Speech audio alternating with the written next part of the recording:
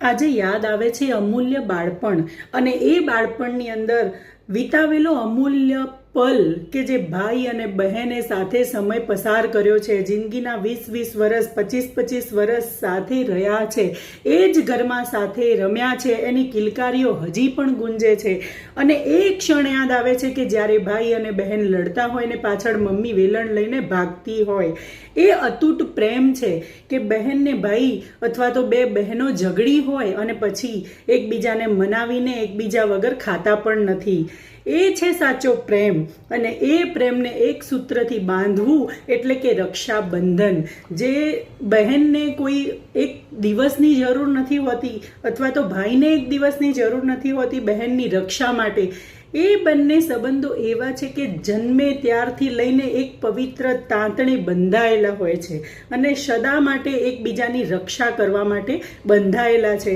બહેન એ એક એવી વ્યક્તિ છે કે જેની દરેક દુઆઓમાં ભાઈ માટેનો પ્રેમ છુપાયેલો છે ને ભાઈ માટેની પ્રાર્થનાઓ છુપાઈ છે કે મારા વીરા, તું જ્યાં પણ છે ત્યાં એ પ્રગતિના માર્ગ સુધી પહોંચે અને સદા સુખ રહે, તારા ઘરમાં ધનનો ભંડાર ભર્યો રહે, માતાની અસીમ કૃપા તારા ઉપર વરસે અને તું સુખ શાંતિથી જિંદગીમાં આગળ વધે. એવી દરેકે દરેક બેનની લાગણી હોય છે અને એ લાગણી વ્યક્ત કરવાનો દિવસ છે રક્ષાબંધન. બાકી પ્રાર્થના તો દરરોજ થતી હોય છે, પણ આ એક દિવસ છે કે જે આપણને એક અલગ ફીલ કરાવે છે ભાઈ અને બહેન માટે કે ભાઈ હું છું, તને કંઈ પણ જીવનમાં કંઈ પણ મારી જરૂર પડે તો હું છું, એવું કહેવાવાળા ભાઈ બહેનનો આ અતૂટ દિવસ છે.